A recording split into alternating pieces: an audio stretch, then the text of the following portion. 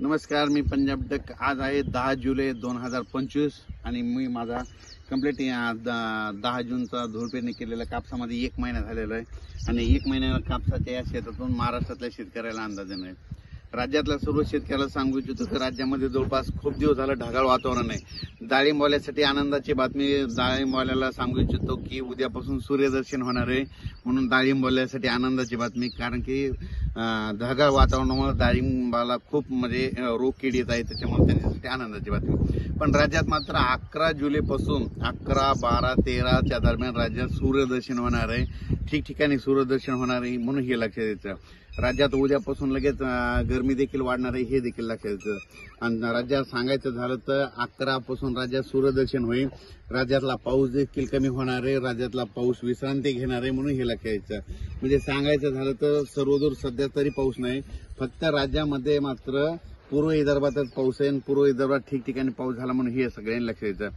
पण राज्यातल्या सर्व शेतकऱ्याला सांगू इच्छितो की काय झालं की काही भागामध्ये सांगतो की लातूर जिल्हा, धाराशिव, त्याच्यानंतर सोलापूर जिल्हा, बीड जिल्ह्यामध्ये ह्या भागामध्ये ह्या आता जे पाऊस पडला त्याच्यामध्ये तिकडल्या भागात काही भाग आणखीन सोडून दिलेला आहे। तर त्यांना सांगू इच्छितो की आज 10 तारखेला दुपारपर्यंत ऊन पडेल, काही भागामध्ये तुरळक ठिकाणी पाऊस पडणार आहे, म्हणून हे लक्षात द्यायचं। सध्या तरी असा सर्वदूरचा तुमच्या जिल्ह्यामध्ये पाऊस नाही, म्हणून हे लक्षात द्यायचं। सध्या फक्त तुम्हाला सांगतो पूर्व विदर्भातच पाऊस मात्र कायम आहे। आणखीन 2-3 दिवस तिकडं 11, 12, 13 पर्यंत पूर्व विदर्भामध्ये नागपूर, वर्धा, भंडारा, गोंदिया, इकडं अमरावती, अकोला या भागामध्ये तिकडं ते पाऊस राहणार आहे। आणि त्याच्यानंतर तिकडं नंतर 14 तारखेच्या नंतर तिकडं देखील सूर्यदर्शन होणार आहे, म्हणून लक्षात द्यायचं। पण राज्यात मात्र उद्यापासून मात्र सगळीकडे सूर्यदर्शन होणार आहे, म्हणून हे लक्षात द्यायचं। राज्यातल्या सर्व शेतकऱ्याला सांगू इच्छितो की राज्यामध्ये मग सांगायचं झालं तर हे बीड जिल्हा झाला, लातूर जिल्हा झाला, त्यानंतर जालना जिल्ह्याचा काही भाग, त्याच्यानंतर इकडं नगर जिल्ह्याचा काही भाग, कडाष्ट या भागात आणि परभणी जिल्ह्याचा काही भाग, या भागात काही भागामध्ये आणखीन पाऊस पडलेला नाही। तर त्या शेतकऱ्याला सांगू इच्छितो की तुमच्याकडं 14-15 तारखेच्या दरम्यान एक भाग बदलत स्थानिक वातावरण तयार होऊन भाग बदलत 14-15च्या दरम्यान एक पाऊस येणार आहे, म्हणून हे लक्षात येतं। पण राज्यात सर्वदूर नाही पडणार, हे फक्त 5-7 जिल्ह्यामध्ये समजा मराठवाड्यामध्ये ते पाऊस 14, 15, 16चा पाऊस एक असणार आहे, म्हणून हे लक्षात येतं।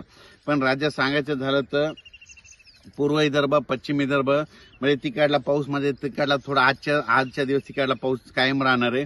उद्यापासून पश्चिम विदर्भात देखील 6 जिल्ह्यामध्ये सूर्यदर्शन होणार आहे।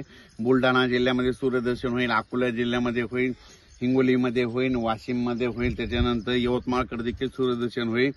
आणि त्याच्यानंतर सांगायचं झालं तर नांदेड देखील सूर्यदर्शन होणार, म्हणून लक्षात द्यायचं। माझी सगळ्याला विनंती, आता काय करा, सूर्यदर्शन झाल्याच्या नंतर शेतीचे कामे करून घ्या, खुरपणी करून घ्या, फवारण्या करू शकता, म्हणून हे लक्षात येतं।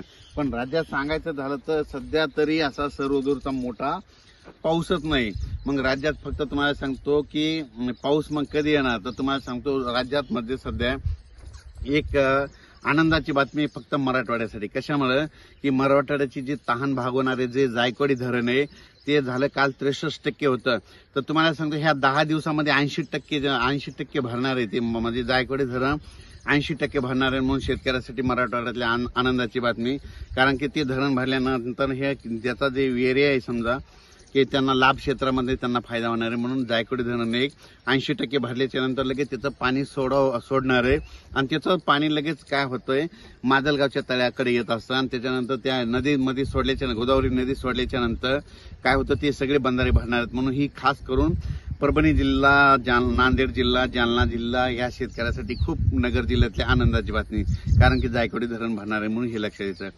त्याच्यानंतर सांगायचं झालं तर मग आता राज्यात पाऊस कधी येणार आहे, राज्यात फक्त 14 जुलै, 15 जुलै, 16च्या दरम्यान फक्त मराठवाड्यामध्ये बीड जिल्हा, तसेच जालना जिल्हा, लातूर जिल्हा, नांदेड जिल्हा, त्याच्यानंतर परभणी जिल्हा, इकडं संभाजीनगर, नगरचा काही भाग, ह्या भागामध्ये मात्र 14-15च्या दरम्यान विखुरलेल्या स्वरूपाचा भाग बदलत एक पाऊस येणार आहे, म्हणून हा अंदाज लक्षात द्यायचा।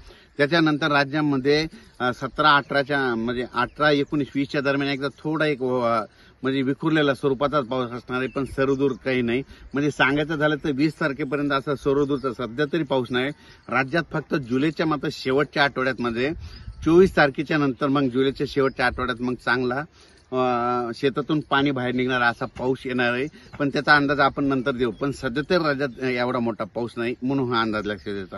अचानक वातावरणात बदल झाला तर लगेच